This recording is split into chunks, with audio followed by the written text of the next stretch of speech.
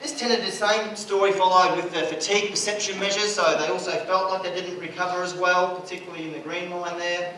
Their overall well-being was reduced, their perception of overall well-being, and their muscle soreness was reduced. You will notice though, particularly on the 9-day turnaround, when they managed to get a good training dose in the middle of the week, these measures were quite sensitive to training dose, and they decreased again. Again, we've got them all back to above baseline before the next match. But these data again tell us that placing training the days following a match does really influence our recovery. We need to be really aware of this. Interestingly, although to publish this type of data we tend to have to report hormonal levels, you can see from the responses here they're all over the place. So very little practical value for monitoring recovery from the match in this case. And that was most likely due to some of the social habits perhaps of the players during the game. We didn't have very good control in the days following. I'm not sure of that, but it didn't have any clear trend apparent in our salivary hormonal status. So the applications of that study, that was completed by one of the honours students a couple of years ago. Careful placement of training the 48 hours following a rugby league match is very important for appropriate recovery. Training doses of less than 400 session RPE units appear to be well tolerated. Anything above that, we start to be concerned in terms of affecting recovery. And a really simple message was the psychological well-being questionnaires were very useful. They were low cost and low invasiveness to the players at following this recovery process in our players. So the next thing we did was took this type of observations into our laboratory. It's a typical kind of player we deal with here in rugby league. 110 kilograms of power. Okay, so we weren't able to take the professional athletes into the lab and intervene, but we did take some moderately trained team sport athletes from our university. They weren't extremely fit, but they were willing to give up several weeks of their time to volunteer for the study. After familiarisation, we basically replicated a low week and a high week between simulated team sport matches on a non-motorised treadmill, so we controlled the match performance. And we did a washout randomised control study, and we also measured inflammatory hormonal markers, well-being markers, and neuromuscular performance markers daily during this short 5-day recovery period between matches. And the big thing we changed was a training dose. So if you think back to the initial 2 slides from the field, we really wanted to see what happens if we do more than usual training dose or lower training dose between matches. And obviously we standardised all the things we can't usually standardise in the field. So the performance test we did was on a non-motorised treadmill based on time motion analyses, where we get a computer program to tell the athlete to walk, run, jog, sprint as you normally would in a match, and we can measure their power and their speed instantaneously with tether and belt. And this was our performance test that we did pre and post the training period. So just to check that we did our training right, we doubled the training dose, the session RPE data, and from the study period we definitely were effective at doubling the training dose. You might notice that despite a very similar external load here, there was a significant increase between the groups. The high training load perceived the last match to be much more intense following the high training period, which is quite logical.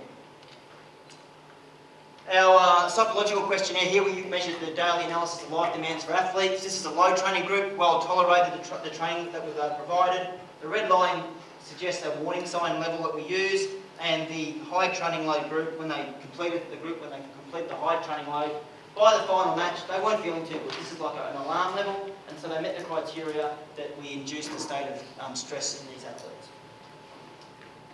We measured some muscle damage markers and inflammation markers. There weren't any real time course change differences except for slightly elevated but highly variable creatine kinase or muscle damage markers before the second game or match simulation. And we summarised some of the biochemical measures that we looked at. Overall they felt worse. They had a high inflammation state following a high training load, so there was a state of inflammation. They had higher muscle damage, but the other C-reactive protein wasn't different. Not sure if they're important, but they were interesting observations. Now, what we want to know as coaches and sports scientists, was the performance different? Well, in the 1 hour simulation, there was a 100-metre total distance in the simulation. Doesn't seem like a lot, but it was significant, and there was about 30 odd metres of sprint distance decreased in the high training load. And that equates back to 2 sprints in a match. In Australian football, you equate that 22 players, it's 44 sprints. It could be small but important type of information.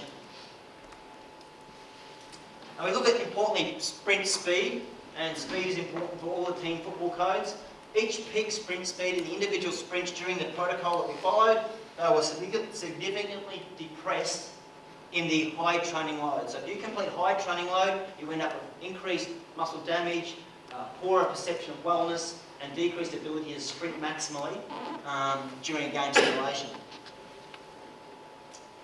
So to summarise this study, and this study again comes from our observations in the field, if you train high before and between matches, before the match, the second match, you'll enter the match with higher muscle damage, increased inflammation, and increased psychological stress.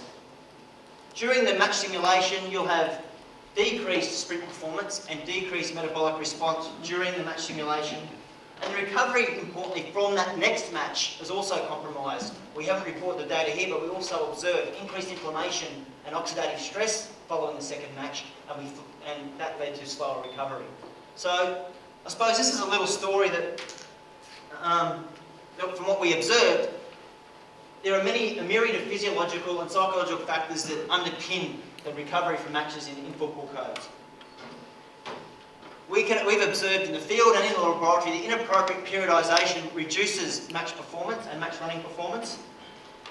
And that's most likely related to increased muscle damage, inflammation, probably poor carbohydrate restoration.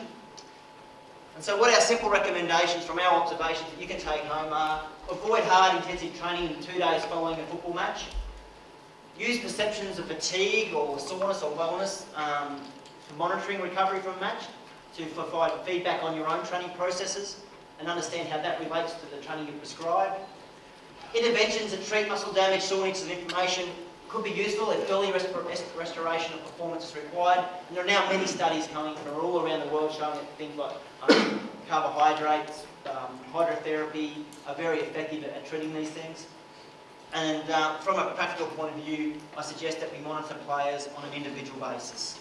So that's a short summary of the work we're doing. I thank the university that funded this, and some of the football clubs, Carlton Football Club in particular, and Parramatta Eels, and the people I've worked with that have allowed me to do some of this work. In particular, the postgrad students, but the performance coaches who have trusted me to get in amongst their athletes and how the clubs make their money, and to get some invasiveness amongst that. So hopefully there's a take-home message for you from that.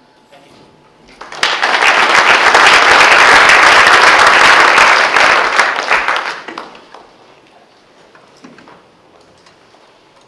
Thank you very much for this nice presentation. Questions, comments?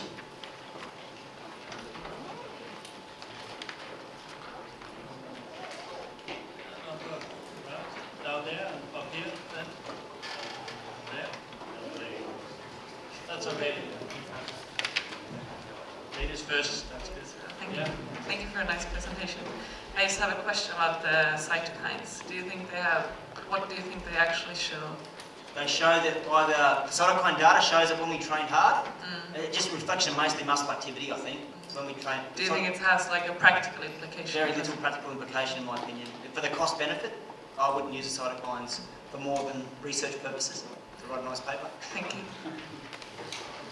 And then in the back, and then we have a question up here. Yeah, thank you for the ample data that you provided for us. My question would be more specific towards the 48 hours. In your experience, when in between those 48 hours would be the best time to hit recovery? Is it the first day, within 24 hours, or after that? I think the initial time immediately following a match is most important to address. What we want to reverse is what we disrupted during competition. So, focus on replenishing carbohydrate, fluid, sleep, reducing inflammation. I don't think there's a particular more important time to focus on recovery. I think that general 2 days following is very important to avoid intense, high-intensity training, because that can flatten you down for the following session, and that can have a knock-on effect later in the week. But if you would put a training session, would you put it within the next 24 hours or in between the 24 and 48 hours? Between 24 and 48 hours. Thank you. Yeah, sorry. One question: in international football, often you have 2 games in 4 days, with 2 days between.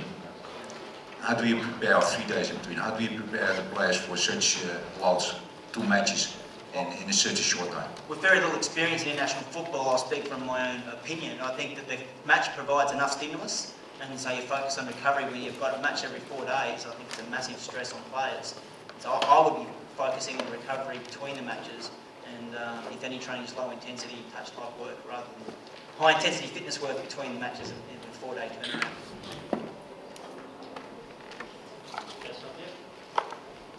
We investigate so much time in determining the impact of overloading the players. Do you have any insight, or does anyone have any insight into the impact of underloading the players on performance? So you're saying if we don't do enough, we focus on recovery too much, we don't focus on adaptation? No, absolutely, and I think that's why using this information to optimise training before the main, optimise recovery before the main training session of the week allows us, I think as the model slide implied, we can either train earlier in the week to recover properly, or we can do more training and to put slightly a higher dose of training during the week if we focus on recovery at the right times. So I don't think it's focused on just making sure we recover, it's making sure we recover so we can train at the appropriate intensity. I have a question concerning this arbitrary units for loading. How do you have defined that? That's simply, so that's Carl Foster's session RPE method based on the Borg CR10 scale times is an intensity measure where you record that 20 to 30 minutes following training. So you ask the players overall how intense was training, and that's multiplied by the duration of training, and that gives you an overall dose score. So if you had a session that was hard, 5 on the Borg scale by 40 minutes would give you 200 units of training. So that's how it's quite commonly used. And another question concerning heart rate variability measurements. Have you used them in order to? We've been very lucky actually. Just recently we've had Martin Boucher from Qatar who's done quite a lot of work in heart rate variability, and we've implemented that this year to follow our recovery. It's too early to say too much yet in that we've been using it to identify those who haven't recovered from matches, and it seems to be a nice tool to add into our battery of monitoring devices that we use. So so far it looks positive, but too early to make a definitive statement on whether it's useful for monitoring recovery yet. Let me just finish then, the chairman, to have a chance to ask the last question here. Why were we actually concerned? Because the 5, 9, 7 and 9 days recovery seem to make full recovery for the players. Yeah, that's a very good point. Absolutely. It's more about, it's important to recover so you can train better during the week, not just making sure you get back to baseline before the match. So the idea is not just to recover for the match, to recover for the next training session. So we basically also, in terms of the question asked here, we may take into account what is the adaptation to that type of training we are doing. So maybe we should combine those type of recovery studies with actual training studies. Oh, absolutely. To see what will be the response in the longer term of doing different things, because it's quite important to keep the players fit, and we need to take into account where and when is it possible to train these guys. Is it possible between 2 games, Sunday, Wednesday, Sunday again? And so this is the challenge, of course, to make that right. I think what we want to do is we want to recover performance. Most of all, that's what we want to recover for the next match. So sometimes there's nothing wrong with suffering a little bit early in the week as long as you've recovered enough for the following week. We don't know enough about the chronic long-term adaptation to these training approaches, which would be nice studies to do in the future. So I want to fund them. I know the creatine kinase are pretty much used also in top class football and maybe in Australian rules football. You have shown a number of data there, but they are rather small anyway. We're talking about 300-400 micromoles, which doesn't really make much of a difference. Shouldn't we be a bit careful talking about muscle damage related to those type of factors? Absolutely. That was just a mark